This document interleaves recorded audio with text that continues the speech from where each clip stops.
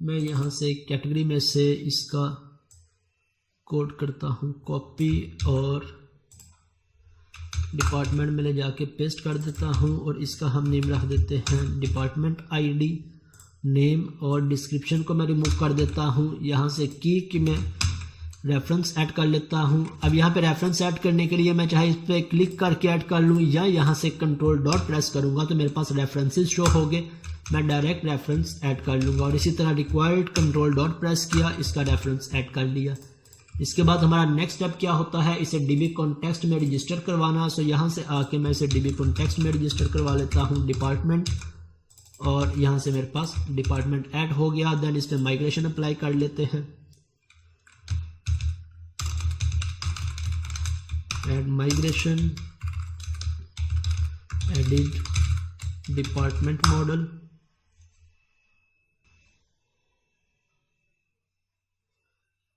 अब मेरा नहीं ख्याल कि आपका मॉडल क्रिएट करने में या माइग्रेशंस में कोई भी ऐसा क्वेश्चन होगा या कंफ्यूजन होगी। अपडेट डेटाबेस,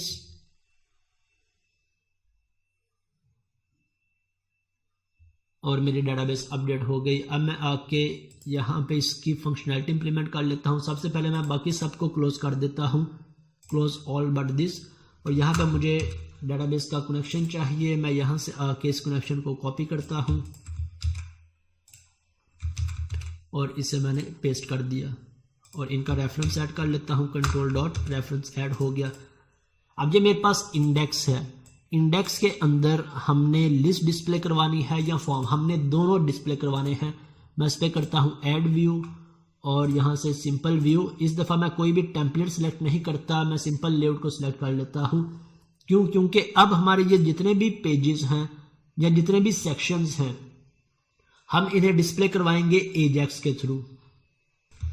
ओके, यहाँ पे मेरे पास मैं लिख देता हूँ यूजर्स। अब यूजर्स के बाद हमारी क्या रिक्वायरमेंट है, मैं इसे H3 कर लेता हूँ, H3। अब मैं यहाँ पे दो डिव क्रिएट कर लेता हूँ। एक डिव, सॉरी ये मेरे यूजर नहीं, मेरे डिपार्टमेंट की डिव है, डिपार्टमेंट। फर्स्ट डिव जिसमें मैं डिपार्टमेंट फॉर्म डिस्प्ले करवाऊंगा, इसे मैं डिपार्टमेंट या फॉर्म डिव का नेम दे लूँ। और इसके बाद सेकंड डिव जिसमें मैं यहाँ से लिस्ट डिस्प्ले करवाऊंगा, इसे फॉर्म डिव की बजाय डिपार्टमेंट फॉर्म डिव का नाम दे देते हैं, क्योंकि हो सकता है हम मल्टीपल कंट्रोलर्स में इस तरह से डिव्स क्रिएट कर रहे हो। डिपार्टमेंट फॉर्म डिव और डिपार्टमेंट लिस्ट डिव। अब इन दोनों डिव के अंदर मेरा डाटा कहाँ से आएगा, मेरा डाटा एजेक्स रिक्वेस्ट के थ्रू आएगा। सो स्क्रिप्ट, और स्क्रिप्ट के अंदर हम दो एजेक्स रिक्वेस्ट क्रिएट कर लेंगे।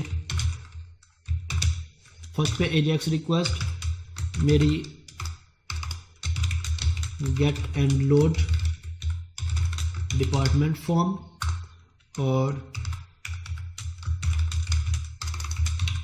Gate and load department list. यहाँ से आके मैं एक रिक्वेस्ट क्रिएट करता हूँ $.ajax, और एजेक्स के हमें पता है ये सभी पैरामीटर्स कौन कौन से होते हैं। फर्स्ट पे हमने टाइप पैरामीटर के इस रिक्वेस्ट की टाइप क्या है, मेरी गेट टाइप है, पोस्ट टाइप है। अगर हम डाटा अपने कंट्रोलर में से गेट कर रहे हैं तो इसकी टाइप क्या होगी, गेट। और अगर हम डाटा यहाँ से कंट्रोलर में सेंड कर रहे हैं, सबमिट करवा रहे हैं, तब इसकी टाइप क्या होगी, पोस्ट। इसके बाद URL, मेरे पास URL क्या होगी, फर्स्ट पे controller name, then action name, और इसके बाद डाटा, जो सा डाटा होगा, अगर हम डाटा गेट कर रहे हैं, पास करवा रहे हैं, तो इस डाटा एट्रीब्यूट को यूज़ कर लेंगे। अदरवाइज हमारे पास नेक्स्ट एट्रीब्यूट है सक्सेस और एरर का। अगर मेरे पास रिक्वेस्ट में रिक्वेस्ट सक्सेसफुली डाटा गेट करके ला रही है तो मेरा डाटा किस में आएगा, सक्सेस के इस फंक्शन में, और किस वेरिएबल में, रिस्पॉन्स में। इसका नाम हम रिस्पॉन्स रख लें, रिजल्ट रख लें, एक्स रख लें, जो सा हमें आसान लगता हो। हम स्टैंडर्ड वे में इसका नेम इस वेरिएबल के लिए रिस्पॉन्स को यूज़ करते हैं। और अगर कोई एरर होगा तो एरर मेरा किस में आ जाएगा, इस फंक्शन में। और इस एरर को मैं यहाँ पे लेट से अलर्ट में डिस्प्ले करवा लें, हम यहाँ कंसोल में डिस्प्ले करवा लें, सो मैं इससे अलर्ट में डिस्प्ले करवा लेता हूँ। अब यहाँ से जो भी डाटा आएगा मेरे पास, उस डाटे को या उस व्यू को, पार्शियल व्यू को हमने कहाँ पे लोड करवा लेना है, इस डिव के अंदर। सो मैं इस डिव की आईडी कॉपी करता हूँ और यहाँ से आके div डॉट, हमें पता है इसके अंदर HTML लिखने के लिए हम HTML को यूज़ करते हैं, टेक्स्ट हो तो हम टेक्स्ट को यूज़ कर लेते हैं, वैल्यू हो तो वैल्यू को। अब मेरे पास वहाँ से पार्शियल व्यू आएगा, मीन्स पूरे का पूरा HTML CSS जितना भी कोड होगा वो सारा लिखा हुआ आएगा इस पर्टिकुलर सेक्शन का। सो हम उस कोड को इस सेक्शन में ऐड करवा देंगे। इसी तरह लिस्ट होगी तो लिस्ट का कोड यहाँ पे ऐड करवा लेंगे, तो मेरी यहाँ पे लिस्ट डिस्प्ले हो जाएगी और यहाँ पे फॉर्म डिस्प्ले हो जाएगा। अब इसके लिए .html जो सा भी कोड होगा, रिस्पॉन्स, और यहाँ से रिस्पॉन्स को यूज कर लिया। अब हमने इस कंट्रोलर में कोई एक्शन डिफाइन नहीं किया है जो हमें इसका पार्शियल व्यू रिटर्न कर रहा हो। तो यहाँ से आके मैं एक्शन डिफाइन कर लेता हूँ, पब्लिक आई एक्शन रिजल्ट, इसका हम कोई भी नाम रख लें, गेट डिपार्टमेंट फॉर्म, और यहाँ से व्यू। अब ये मेरा एक्शन रिजल्ट नहीं होगा बल्कि ये मेरा पार्शियल व्यू रिजल्ट होगा, और यहाँ से मैं इसे व्यू रिटर्न नहीं करूँगा बल्कि क्या रिटर्न करूँगा, पार्शियल व्यू। अब जिस तरह हम इस एक्शन के साथ व्यू अटैच करते हैं, इसी तरह इसके साथ भी हम पार्शियल व्यू अटैच कर सकते हैं, ऐड व्यू। जब हम यहाँ पे जाते हैं लेजर व्यू तो हमारे पास एक ऑप्शन आ रहा होता है क्रिएट अ पार्शियल व्यू। अगर हम सिंपल व्यू रहने देंगे तो उसके साथ हमें लेआउट पेज को चेंज करना पड़ेगा, कौन सा लेआउट पेज है। अगर हम पार्शियल व्यू करेंगे तो ऑटोमेटिकली लेआउट पेज का ऑप्शन डिसेबल हो जाएगा, क्योंकि इसमें हमारा लेआउट पेज ऐड नहीं होता, हमारी सिर्फ पर्टिकुलर रिक्वायरमेंट होती है। अब फॉर्म के अंदर आके मैं यहाँ से टेम्पलेट सेलेक्ट कर लेता हूँ, एडिट, और यहाँ से किसके लिए, डिपार्टमेंट के लिए, ऐड। ओके, मेरे पास फॉर्म ऐड हो चुका है। मैं इस फॉर्म को थोड़ा सा चेंज कर लेता हूँ अपनी रिक्वायरमेंट के अकॉर्डिंग। मुझे यहाँ से समरी डिस्प्ले नहीं करवानी, इसके बाद यहाँ से हिडन फील्ड, और हिडन फील्ड के बाद यहाँ से मुझे बैक टू लिस्ट का ऑप्शन भी डिस्प्ले नहीं करवाना। ओके, और ये डिपार्टमेंट में मेरा ऑलरेडी ऐड था, सो मैं इसे भी रिमूव कर लेता हूँ। सो ये अब मेरा पार्शियल व्यू है जिसके अंदर मेरा सिर्फ फॉर्म डिस्प्ले हो रहा है। इस पार्शियल व्यू को मैं जहाँ पे भी डिस्प्ले करवाना चाहूँ इसे कॉल करूँगा, और ये पार्शियल व्यू मेरा एक मॉडल एक्सेप्ट कर रहा है। इट मीन्स जब भी मैं इस पार्शियल व्यू को कॉल करूँगा मुझे एक मॉडल पास करवाना पड़ेगा, चाहे मैं एम्प्टी मॉडल पास करवाऊँ। एडिट का सिनेरियो है तो एडिट के केस में इस आईडी के अगेंस्ट डाटा गेट करके एडिट का मॉडल पास करवाऊँ। इसी तरह जब मेरे पास लिस्ट होगी तो लिस्ट की सूरत में हम जब भी इस पार्शियल व्यू को कॉल करेंगे तो हमें इसे एक लिस्ट पास करवानी पड़ेगी। अब मैं डिपार्टमेंट के अंदर आ जाऊं तो इस पार्शियल व्यू के अंदर मुझे क्या पास करवाना है, context dot department dot to list, और इसे मैं यहाँ पे पास करवा देता हूँ। तो मेरी ये लिस्ट पास हो गई और ये पार्शियल व्यू कॉल हो गया। और ये पार्शियल व्यू जब भी इसे हम कॉल करेंगे, चाहे हम एजेक्स में कॉल करें चाहे डायरेक्टली हम इस सेक्शन को कहीं पे कॉल करें, तो ये हमारा ये लिस्ट डिस्प्ले ये फॉर्म डिस्प्ले करवा देगा। अब हम इसे कहाँ पे कॉल कर रहे हैं, हम इसे कॉल कर रहे हैं एजेक्स रिक्वेस्ट में। सो मैं एजेक्स के कोड में आ जाता हूँ। मेरा कंट्रोलर क्या है, डिपार्टमेंट, और एक्शन क्या है, गेट डिपार्टमेंट फॉर्म। अब जब मैं इसे रन करूंगा, डिपार्टमेंट पे क्लिक करूंगा तो मेरा ये फॉर्म लोड होगा। यहाँ पे कोई भी मैं HTML या कोई भी स्टाइलिंग डिस्प्ले नहीं करवा रहा। और इसके बाद ये मेरे पास डिव क्रिएट होने के बाद नीचे जब आएगा स्क्रिप्ट में तो ये कोड एग्जीक्यूट हो जाएगा। जैसे ये कोड एग्जीक्यूट होगा तो मेरी ये रिक्वेस्ट चली जाएगी मेरे कंट्रोलर में और ये फॉर्म यहाँ से डिस्प्ले हो जाएगा। लेट्स इसे रन करके देखते हैं। इससे पहले मैं लेआउट पेज के अंदर डिपार्टमेंट का लिंक ऐड कर लेता हूँ। डिपार्टमेंट्स, और यहाँ से आके डिपार्टमेंट कंट्रोलर, और एक्शन कौन सा है, इंडेक्स। ओके, मैं यहाँ से डिपार्टमेंट में एक ब्रेक पॉइंट लगा लेता हूँ ताकि मुझे पता लगे कि यहाँ पे मेरी रिक्वेस्ट आई है इस एक्शन पे। डिपार्टमेंट्स, ओके, जैसे ही लोड हुआ, लोड होने के साथ ही मेरी ये रिक्वेस्ट ऑटोमेटिकली जनरेट हो गई और जनरेट हुई यहाँ पे मेरे पास आ गया ओबीजे लिस्ट और यहाँ पे मेरे पास F5 की प्रेस कर देता हूँ। मेरे पास एक एरर आ गया। एरर किस चीज़ का आया है, क्या एरर हो सकता है? यहाँ से मेरे इस पार्शियल व्यू के अंदर मुझे लिस्ट पास करनी है या सिंगल ऑब्जेक्ट पास करना है? मुझे यहाँ पे सिंगल ऑब्जेक्ट पास करना है, तो यहाँ से आके मैं इसे रिमूव करता हूँ। डिपार्टमेंट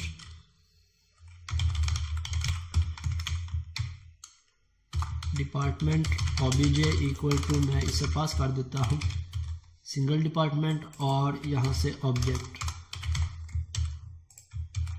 और अब इसे चेक करते हैं कि क्या ये फॉर्म डिस्प्ले हो रहा है या नहीं। अगर ये फॉर्म डिस्प्ले हो रहा है, इसके बाद हम लिस्ट डिस्प्ले करवाएंगे। लिस्ट डिस्प्ले हो रही है तो फिर हम क्रूड ऑपरेशंस को इंप्लीमेंट करके देखते हैं। डिपार्टमेंट्स यहाँ से कंटिन्यू कर देता हूँ और मेरे पास ये फॉर्म आ गया। फॉर्म आ गया, इसके साथ ये मेरा बॉर्डर के साथ टच हो रहा है। मैं यहाँ से आके चाहे तो इसे कंटेनर में कर लूँ या फिर अपने लेआउट के अंदर इस बॉडी को ही कंटेनर में कर लूँ, plus equal to container fruit, ताकि इसके अंदर जो भी कोड आए, जिस भी पेज का कोड आए, मेरा बॉर्डर से टच ना हो रहा हो। ओके, मेरा फॉर्म आ गया था। इसके साथ ही मैं एक और रिक्वेस्ट क्रिएट कर लेता हूँ। किसके लिए? लिस्ट के लिए। अब यहाँ से गेट डिपार्टमेंट फॉर्म के बजाय गेट डिपार्टमेंट लिस्ट, और इसे मैंने किस डिव में लोड करवाना है? डिपार्टमेंट लिस्ट डिव के अंदर। कोड हमारा सेम रहेगा बिल्कुल, सिर्फ यहाँ से URL चेंज होगी और यहाँ से मेरी आईडी चेंज हुई। और इसी तरह मैं यहाँ से इसकी कॉपी करता हूँ। Partial view get department list,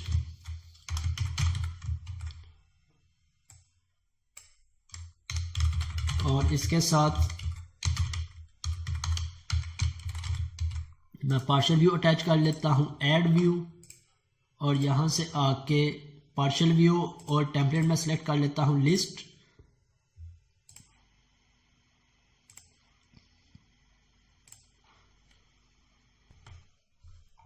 मेरी लिस्ट डिस्प्ले हो गई और मैं इसे थोड़ा सा चेंज कर लेता हूँ। यहाँ से मुझे क्रिएट का बटन अब डिस्प्ले नहीं करवाना।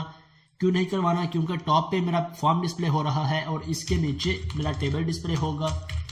यहाँ से आके टेबल डैश बॉर्डर्ड, और इसकी थोड़ी सी डिफ़ॉल्ट प्रॉपर्टीज ऐड कर लेते हैं। नेम आ गया। नेम के बाद यहाँ से डिपार्टमेंट एडिट और डिलीट करने का मेरे पास ऑप्शन आ गया। ओके, अब जब भी ये पार्शियल व्यू मेरा कॉल होगा, मुझे कौन सा ऑब्जेक्ट पास करना है? मुझे लिस्ट ऑफ डिपार्टमेंट पास करना है।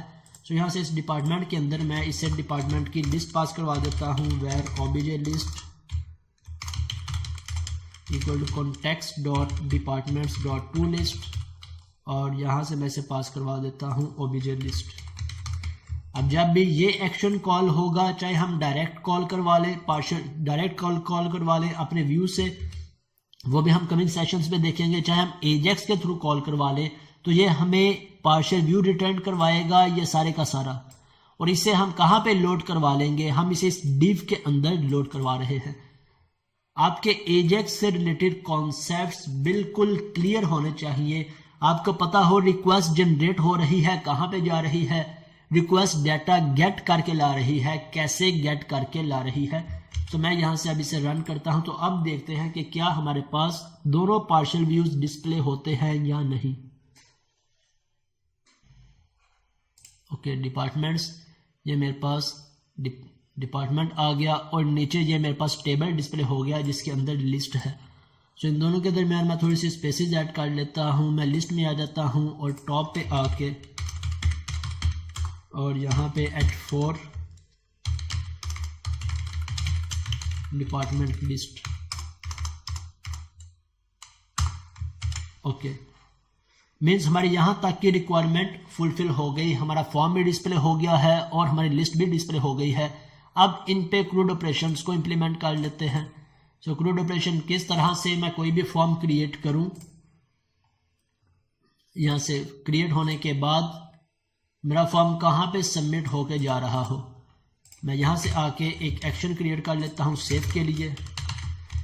पब्लिक आई एक्शन रिजल्ट सेव, और सेव में से क्या पास होगा? इसे पास होगा डिपार्टमेंट का मॉडल और इस मॉडल के अंदर आके हम इस लॉजिक को लिख लेते हैं model state dot is valid. अगर तो वैलिड नहीं है तब क्या करो, अगर वैलिड है तब हम यहाँ से क्या कर लेते हैं, इसे चेक कर लेते हैं। Model dot department ID greater than 0 है तब हम इस पर अपडेट करवा लेते हैं, ग्रेटर देन 0 नहीं है तब हम इसे इंसर्ट करवा लेते हैं context dot department dot update, और यहाँ से मैं मॉडल पास कर देता हूँ अपडेट का, और कॉन्टेक्स्ट डॉट सेव चेंजेस, और इसी तरह context dot department dot add context dot save changes. अब यहाँ पे हमने ये देखना है कि सेव होने के बाद मैं यहाँ पे क्या रिटर्न करवाऊं। मेरा ये रिकॉर्ड सेव तो हो जाएगा, सेव होने के बाद ये किस पेज पे रीडायरेक्ट होगा। लेट्स से अगर मैं रीडायरेक्ट करवा लेता हूं इंडेक्स पे, सो इंडेक्स पे मेरे ये दोनों कॉल्स अगेन जनरेट हो जाएंगी। जब भी मेरा इंडेक्स पे लोड होगा तो मेरे यहां से दो एजेक्स रिक्वेस्ट क्रिएट हो जाएंगी, एक फॉर्म को गेट करने की और एक लिस्ट को गेट करने की। मैं लेट्स से यहां पे आके इसे एक दफा फिर से एक्सप्लेन करता हूं।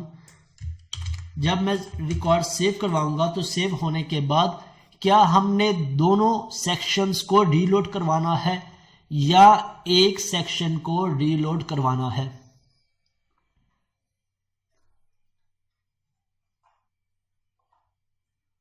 मैं रहता हूं डिपार्टमेंट्स। अब यहां से मैं सेव पे क्लिक करूंगा तो सेव होने के बाद अगर मैं रीडायरेक्ट करवा दूंगा इंडेक्स पे, तो इंडेक्स पे ये सेक्शन भी रीलोड हो जाएगा और ये भी रीलोड हो जाएगा। ये तो हमारी रिक्वायरमेंट नहीं है, हमारी परफॉर्मेंस तो फिर वही की वही रह गई। हमारी रिक्वायरमेंट है जैसे ही सेव होने के बाद मेरी ये लिस्ट अपडेट हो जाए सिर्फ, ना कि ये पूरे का पूरा फॉर्म या ये दोनों सेक्शंस। इसी तरह जब यहां पे मेरे पास रिकॉर्ड आ जाएगा, मैं एडिट पे क्लिक करूंगा तो एडिट पे क्लिक करने के बाद मेरा सिर्फ ये फॉर्म का सेक्शन रीलोड होना चाहिए, यहां पे मेरे पास फॉर्म डिस्प्ले हो रहा हो। तो अब यहां से आके सेव के लिए हम डायरेक्ट रिक्वेस्ट क्रिएट नहीं करेंगे, हम सेव के लिए भी एक एजेक्स रिक्वेस्ट क्रिएट करेंगे जिसमें डाटा पास करवाएंगे, और एजेक्स रिक्वेस्ट के बाद जोन सा रिकॉर्ड सेव हो जाए और हम इसे रिटर्न क्या करवा देंगे, इसे ये पार्शियल व्यू रिटर्न करवा देंगे। और इस पार्शियल व्यू को हम कहां पे डिस्प्ले करवा लेंगे, लिस्ट में। पहले मैं यहां पे फॉर्म में आ जाता हूं, और फॉर्म में आने के बाद अब यहां से मेरी ये रिक्वेस्ट डायरेक्ट क्रिएट नहीं होगी। मैं यहां से इसे भी रिमूव कर देता हूं, और बटन टाइप को भी सबमिट के बजाय मैंने बटन कर दिया। हम डिस्कस कर चुके हैं HTML के कोर्सेज के अंदर के जब मैं इसकी टाइप सबमिट रखूंगा तो जैसे यूजर इस पे क्लिक करेगा तो बाय डिफॉल्ट यहां से रिक्वेस्ट मेरी सबमिट हो जाएगी, मेरी रिक्वेस्ट मेरे सर्वर पे पोस्ट हो जाएगी। लेकिन अगर हम इस रिक्वेस्ट को मैनुअली सेंड करना चाहते हैं, मैनुअली सबमिट करवाना चाहते हैं, तब हम इसकी टाइप बटन रख देंगे। अब यूजर जितनी दफा भी इस पे क्लिक करता रहे कोई भी रिक्वेस्ट जनरेट नहीं होगी, बल्कि अब हम इस रिक्वेस्ट को खुद से जनरेट करवाएंगे। किस तरह से, एजेक्स के थ्रू। अब यहां से आके मैं चाहता हूं जैसे यूजर इस पे क्लिक करे, मैं यहां से आके इसका नेम रख लेता हूं BTN सेव या BTN सबमिट, जो भी हम नेम रखना चाहें। और जैसे ही यूजर इस पे क्लिक करेगा डॉट क्लिक, तो यहां से एक एजेक्स रिक्वेस्ट क्रिएट होगी,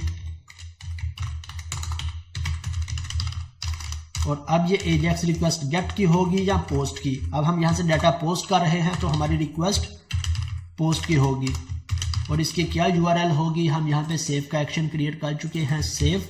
यहाँ पे मैं ब्रेक पॉइंट भी लगा लेता हूँ, और यहाँ से मेरा डिपार्टमेंट कंट्रोलर और डिपार्टमेंट के अंदर सेव। अब डाटा मेरा कहाँ से आएगा, कैसे आएगा, इस पर मैं थोड़ी देर में आता हूँ। और इसके बाद डाटा सेव होने के बाद हमारे पास सक्सेस में इसका सक्सेस का रिस्पॉन्स आ जाएगा, एरर में इसका कोई भी एरर होगा तो एरर में डिस्प्ले हो जाएगा। सो मैं एरर को यहाँ से आके लेट से अलर्ट में डिस्प्ले करवा लेता हूँ एज इट इज़ एरर, और इसके बाद इसमें जो भी रिस्पॉन्स आएगा। अब डाटा सेव होने के बाद इसमें रिस्पॉन्स क्या आना चाहिए, इसमें मेरी लिस्ट का पार्शियल व्यू आना चाहिए। और जब मेरे पास लिस्ट का पार्शियल व्यू आएगा उसे मैं कहाँ पे अपडेट करवा लूंगा इस div के अंदर।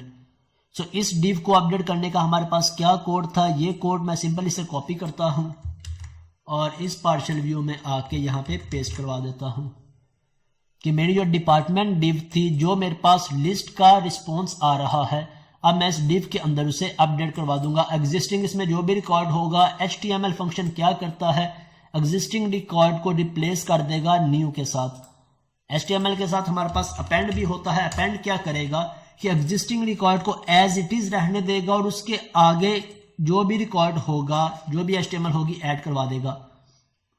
सो हमारी जिस तरह की रिक्वायरमेंट हो हम उसे यूज कर लेंगे। अभी हमारी रिक्वायरमेंट है कि एग्जिस्टिंग रिकॉर्ड रिमूव करवा के न्यू जो रिकॉर्ड है उसे इंसर्ट करवा दे। अब यहाँ पे हमारी दो फंक्शनैलिटीज रह गई हैं, एक डाटा कैसे पास करना है और दूसरा यहाँ से रिस्पॉन्स में क्या रिटर्न करवाना है। सो मैं रिस्पॉन्स में आ जाता हूँ और सेव या अपडेट होने के बाद इसे मैंने रीडायरेक्ट करवा देना है इन एक्शंस पे, लिस्ट पे। सो लिस्ट पे जाएगा तो लिस्ट क्या कर देगी, लिस्ट रिटर्न कर देगी ये पार्शियल व्यू। मैं यहाँ से आ जाता हूँ रिटर्न रीडायरेक्ट टू एक्शन, और एक्शन कहाँ पे, गेट डिपार्टमेंट लिस्ट। और इसी तरह रिकॉर्ड क्रिएट होने के बाद भी इस लिस्ट को पे रीडायरेक्ट करवा दे ताकि ये लिस्ट अपडेट हो जाए, ना कि ये फॉर्म। ओके, और जब मेरे पास सेव करते हुए कोई एरर आ जाएगा या मॉडल स्टेट इनवैलिड होगी, उस वक्त हम इसे कैसे हैंडल करें, मैं फिल वक्त के लिए इसे रिमूव कर देता हूं। इन वैलिडेशंस को हम बाद के लिए रखते हैं। ओके, इसे भी मैं फिल वक्त के लिए रिमूव कर देता हूं। ओके, रिकॉर्ड सेव हुआ। सेव होने के बाद मेरा ये लिस्ट का पार्शियल व्यू रिटर्न हो गया। वो पार्शियल व्यू मेरे पास यहाँ पे अपडेट हो जाएगा इस डिव लिस्ट के डिव के सेक्शन के अंदर।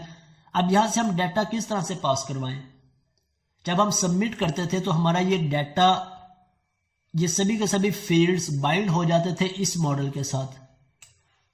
अब हमारे पास अगेन दो वेज हैं डाटा पास करवाने के। एक फर्स्ट वे, हम यहां से हर एक प्रॉपर्टी को एक आईडी असाइन करके उसे एक्सेस करें और फिर इस तरह से उसे पास करवा दें। हमें पता है कि ASP-for एट्रीब्यूट क्या करता है कि ये दो एट्रीब्यूट्स को ऐड करवा लेता है, एक आईडी और एक नेम को। नेम को हम यूज करते हैं मॉडल से बाइंड करने के लिए या डाटा गेट करने के लिए, और आईडी को यूज करते हैं AJAX रिक्वेस्ट में या jQuery में एक्सेस करने के लिए। सो अब ASP-for बाय डिफॉल्ट इसके अंदर दोनों एट्रीब्यूट्स ऐड करवा देगा। सो हम यहाँ पे आके इसकी आईडी और इसका नेम दोनों को आसानी से गेट कर सकते हैं। हैश नेम डॉट वैल्यू, और इसी तरह यहाँ से आईडी के लिए भी अगर मैं ले लूँ आईडी, और आईडी किस में होगी, इस डिपार्टमेंट आईडी में होगी। सो डिपार्टमेंट आईडी डॉट वैल्यू, तो ये दोनों प्रॉपर्टीज मेरी यहाँ से सबमिट हो जाएंगी, आईडी भी और नेम भी। मैं इन्हें किस तरह से अपने कंट्रोलर में गेट कर लूंगा, इन दोनों के नेम के थ्रू। मैं मॉडल के थ्रू गेट नहीं करूंगा, बल्कि जो सा नेम आ रहा है, फर्स्ट पे मेरे पास डिपार्टमेंट आईडी आ रही है आईडी पैरामीटर में,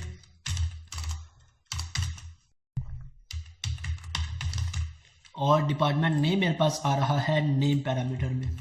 सो लेट्स इसे चेक करते हैं कि क्या मेरे पास ये दोनों नेम आ रहे हैं। मैं इस कोड को कमेंट करता हूं। अगर तो नेम आ रहे हैं तो इससे हमें यह भी पता लग जाएगा कि यहाँ से सिंगल वैल्यूज AJAX के थ्रू कैसे पास होती हैं। मैं सिंपल यहाँ से रिटर्न व्यू कर लेता हूँ, इसे हम बाद में रिमूव करवा देंगे।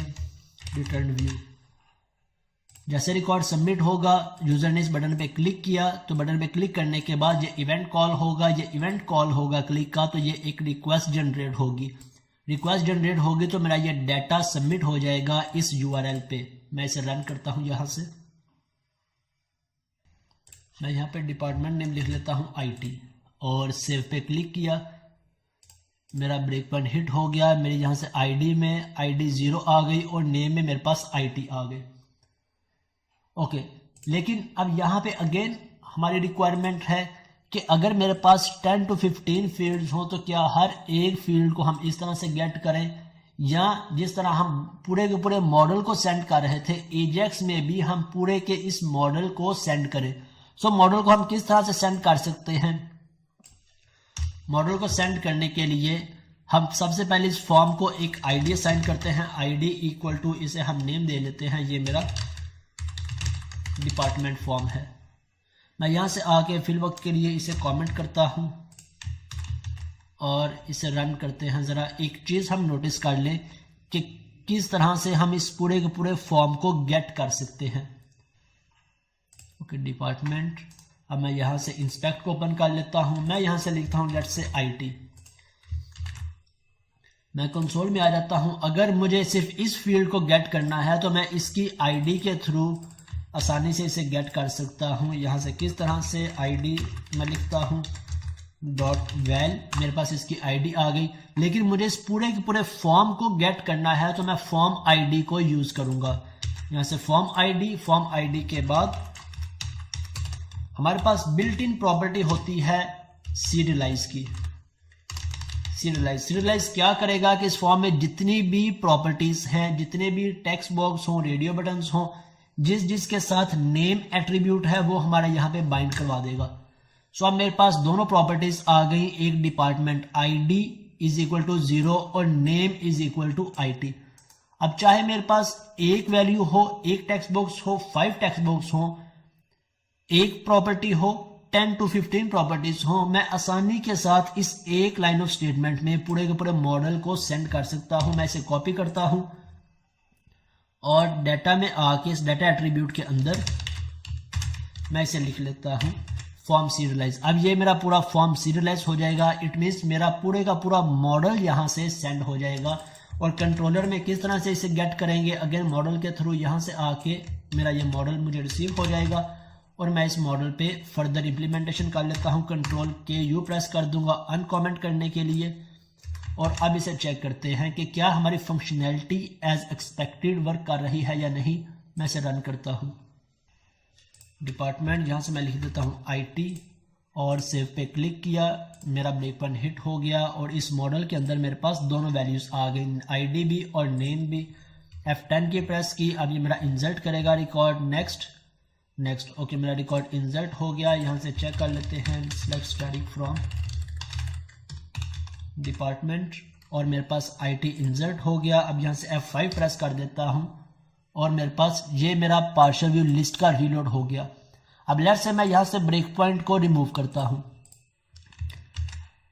और अब इस रिकॉर्ड को कोई और रिकॉर्ड सेव करते हैं HR। और हमने नोटिस क्या करना है कि क्या हमारा ये पूरा फॉर्म रीलोड होता है या सिर्फ ये पर्टिकुलर सेक्शन रीलोड होता है। मैंने सेव पे क्लिक किया और मेरा यहां से पूरा फॉर्म रीलोड नहीं हुआ बल्कि सिर्फ ये सेक्शन रीलोड हुआ है। HR की बजाय मैं यहां से आके सेल्स पे क्लिक करता हूं और सेव पे क्लिक किया तो अभी मेरे पास मेरी ये लिस्ट रीलोड हो गई। सो इट मीन्स हमने इंसर्ट का सिनेरियो तो डिस्कस कर लिया। अब यहां से एक और चीज हमारे लिए समझनी जरूरी है, इसका पैरामीटर इंस्पेक्ट और यहां से नेटवर्क। अब जितनी भी हमारी रिक्वेस्ट जा रही होती हैं, हर एक रिक्वेस्ट इस नेटवर्क में ऐड हो रही होती है। इसके थ्रू हम इसे ट्रेस कर सकते हैं। फॉर एग्जांपल सेल्स की बजाय मैं यहाँ पे लिखता हूँ मार्केटिंग और जैसे मैं सबमिट पे क्लिक करवाऊंगा मेरी रिक्वेस्ट यहाँ से जनरेट होगी और वो रिक्वेस्ट जहाँ पे मैं आसानी के साथ ट्रेस कर सकता हूँ या देख सकता हूँ कि रिक्वेस्ट क्या सेंड हो रही है, रिक्वेस्ट का पैरामीटर क्या है। गेट की रिक्वेस्ट सेंड हो गई, गेट डिपार्टमेंट लिस्ट। इसके बाद यहां से ये किस URL पे जा रही है, डिपार्टमेंट और सेव। अगर मैं इस पे क्लिक करता हूं तो मेरे पास इसका रिस्पॉन्स सारे का सारा ईच एंड एवरीथिंग डिस्प्ले हो जाएगी। हेडर के अंदर मेरे पास जनरल इंफॉर्मेशन है सारी रिक्वेस्ट सेंड होने की, किस URL पे रिक्वेस्ट सेंड हो रही है, इसकी टाइप क्या है, then status code. Status code हम जब APIs का कोर्स करेंगे उस वक्त हमारे लिए इसे समझना जरूरी है कि स्टेटस कोड्स की क्यों जरूरत होती है, इनका पर्पस क्या होता है। इसके साथ यहां पे एक कंटेंट टाइप क्या है, हमारी HTML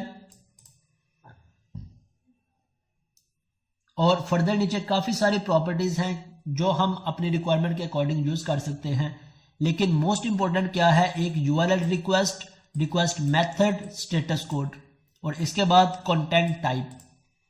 अगर मैं प्रीव्यू में आ जाता हूं तो इसकी जो भी आउटपुट होगी मुझे डिस्प्ले हो जाएगी कि ये लिस्ट मेरे पास आ रही है और वो लिस्ट हम यहाँ पे डिस्प्ले करवा रहे हैं। और अगर रिस्पॉन्स में जाता हूं तो इसकी जितनी भी HTML होगी सारी HTML डिस्प्ले हो गई। फर्दर इनिशिएटर, टाइमिंग और कुकीज के अंदर आप इसे फर्दर एक्सप्लोर कर सकते हैं।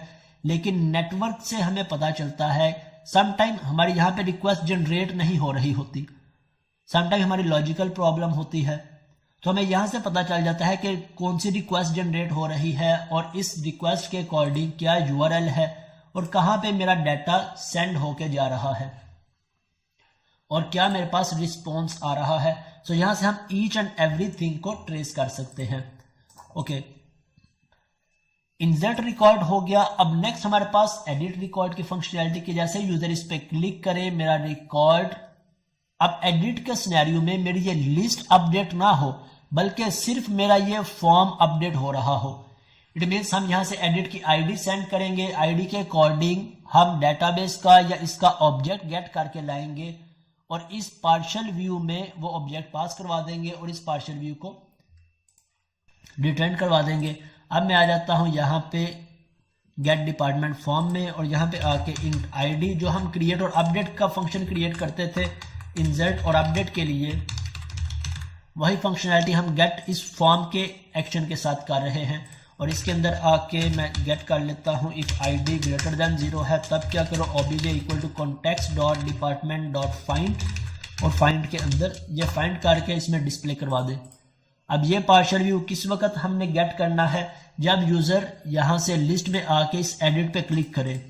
अब एडिट में हम किस तरह से क्लिक करवाएं, क्या हम ये फंक्शनैलिटी इस तरह से इंप्लीमेंट करेंगे या इसके लिए भी एजेक्स रिक्वेस्ट को कॉल करेंगे। डायरेक्ट रिक्वेस्ट यहां से किस वक्त सबमिट करवाते हैं, जब इसके अकॉर्डिंग मेरा कोई व्यू रिटर्न हो रहा हो।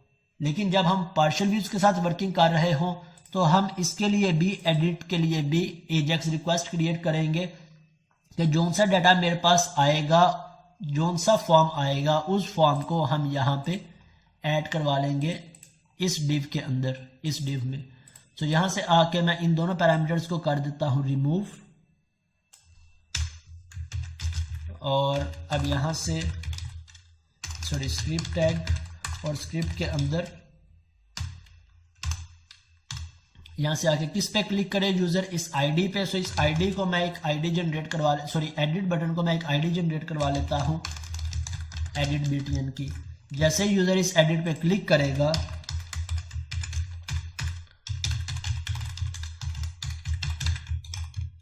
तो यहां से मैं एजेक्स रिक्वेस्ट क्रिएट करवा लेता हूं। अगेन यहां पे आ जाता हूं, इस रिक्वेस्ट का कोड कॉपी करते हैं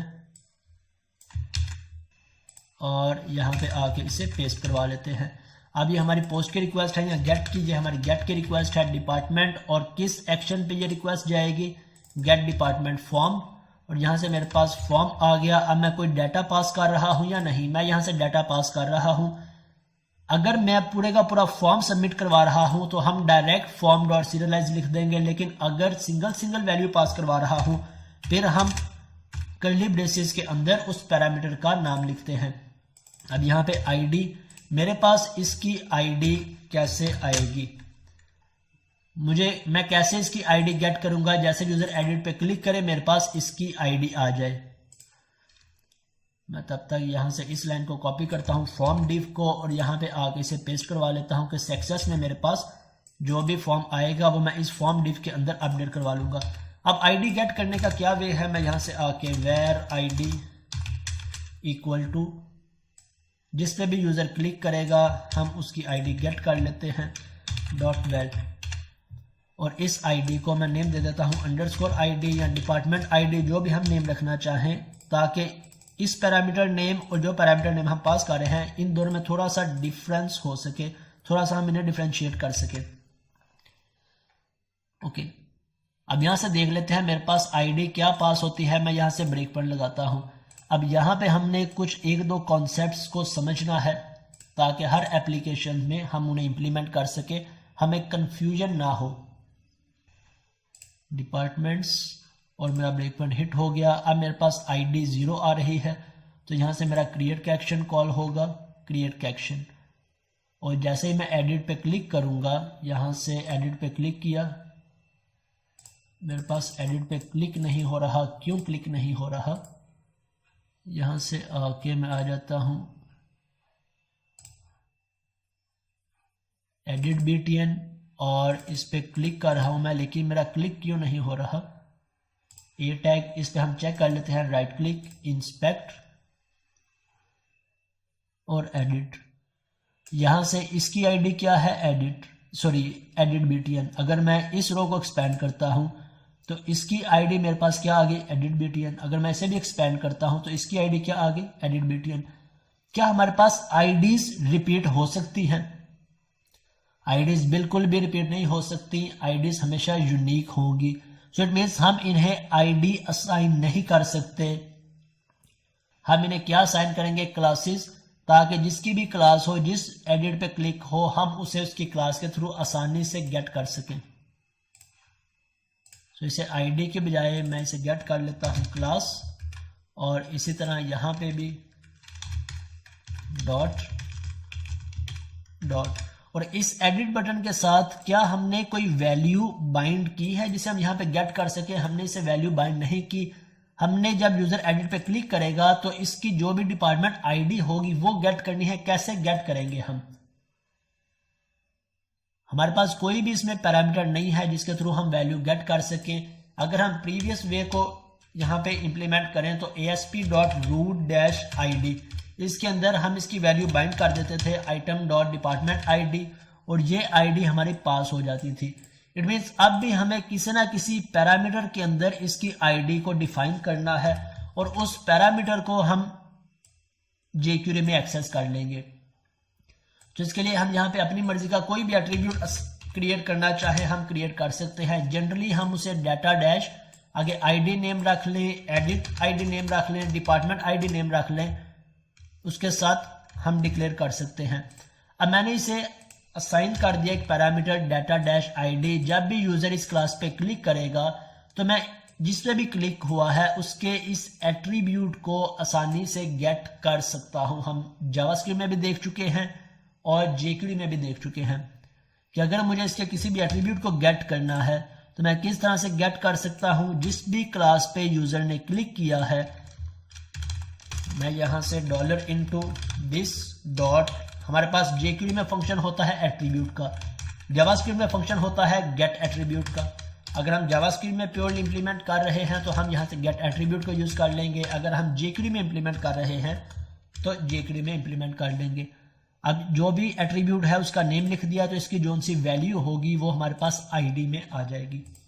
और ये अंडरस्कोर आईडी को हम पास कर रहे हैं अपनी इस URL को, गेट डिपार्टमेंट फॉर्म को। अब इसे रन करके देखते हैं।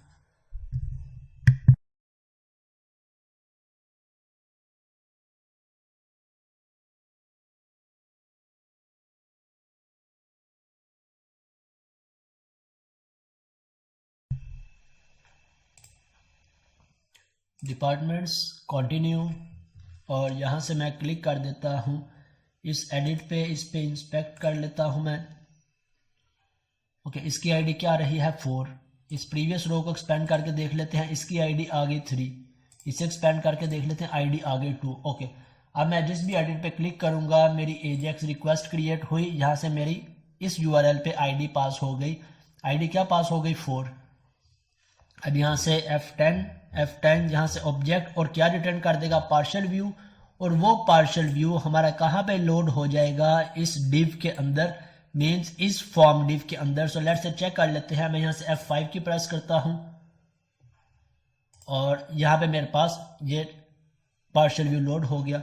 मैं यहाँ से ब्रेक पॉइंट को डिसेबल करता हूँ। डिबग में जाके हमारे पास ऑप्शन है डिसेबल ऑल ब्रेक पॉइंट्स, और अब मैं सेल्स पे क्लिक करता हूँ। मेरे पास सेल्स अपडेट हो गया, या सेल्स का पार्शियल व्यू अपडेट हो गया। HR पे क्लिक करता हूं, HR हो गया। IT पे करता हूं तो IT हो गया। अब अगर मैं यहां से इसका नेम अपडेट करता हूं तो क्या मुझे अपनी लॉजिक में कुछ भी चेंज करने की जरूरत है? कुछ भी चेंज करने की जरूरत नहीं है। क्यों? क्योंकि जब यूजर सेव पे क्लिक करेगा तो मेरा ये फॉर्म सबमिट होके कहां पे चला जाएगा, इस सेव के फंक्शन के अंदर। और यहां पे हमने अपडेट को भी हैंडल किया है और इंसर्ट को भी। और इसके बाद सेव होने के बाद रिटर्न क्या करवा देगा, पार्शियल व्यू किसका, लिस्ट का। सो लेट्स से चेक कर लेते हैं। सेव किया, अब मेरे पास पार्शियल व्यू ये अपडेट हो गया। इसी तरह अब मैं HR पे जाता हूं और HR को अपडेट करके देखता हूं 1, और सेव पे क्लिक किया। मेरा ये फॉर्म पूरा रीलोड नहीं हो रहा बल्कि सिर्फ ये एक सेक्शन रीलोड हो रहा है। सेव पे क्लिक किया, मेरा ये फॉर्म HR भी रीलोड हो गया। अब इसे फर्दर वेरीफाई करने के लिए हम इसके नेटवर्क में चले जाते हैं ताकि हम इसे कंफर्म कर सके कि हमारी रिक्वायरमेंट एज एक्सपेक्टेड वर्क कर रही है या नहीं। मैंने इस सेल्स के एडिट पे क्लिक किया, मेरी रिक्वेस्ट जनरेट हुई और ये रिक्वेस्ट मुझे क्या ला के दे रही है, ये मुझे सेल्स का फॉर्म रिटर्न करवा रही है और ये फॉर्म यहाँ पे लोड हो रहा है। अब मैं यहाँ से सेल्स सेव किया, अब मेरी यहाँ पे नेक्स्ट रिक्वेस्ट जनरेट हुई, सेव की और इसके बाद गेट डिपार्टमेंट लिस्ट इसने सिर्फ मुझे लिस्ट ला के दी है, ना कि पूरे का पूरा फॉर्म ला के दिया है और ये लिस्ट यहाँ पे लोड हो गई। इट मीन्स हमारे क्रूड ऑपरेशंस की फंक्शनैलिटी एज एक्सपेक्टेड वर्क कर रही है। मैं यहाँ पे डिलीट को इंप्लीमेंट नहीं कर रहा, डिलीट को भी हम कमिंग सेशंस में देख लेंगे कि डिलीट किस तरह से वर्किंग करें, लेकिन डिलीट के सिनेरियोज के अंदर भी मैं प्रीवियसली आपको एक्सप्लेन कर चुका हूं कि मैं कभी भी डेटाबेस में से डिलीट नहीं करवाता, मैं उसके लिए बिट्स को यूज करता हूं, इस एक्टिव या इस डिलीट को। तो इस एक्टिव या इस डिलीट होगा तब हमारा यहां से रिकॉर्ड डिलीट नहीं होगा बल्कि अपडेट ही होगा, लेकिन वो भी हम कमिंग सेशन में देख लेंगे। अब यहाँ पे एजेक्स रिक्वेस्ट में अगर आपकी कोई भी कंफ्यूजन है तो आप पूछ सकते हैं, अदरवाइज मैं आपको आपका नेक्स्ट प्रोजेक्ट असाइन करने लगा हूं।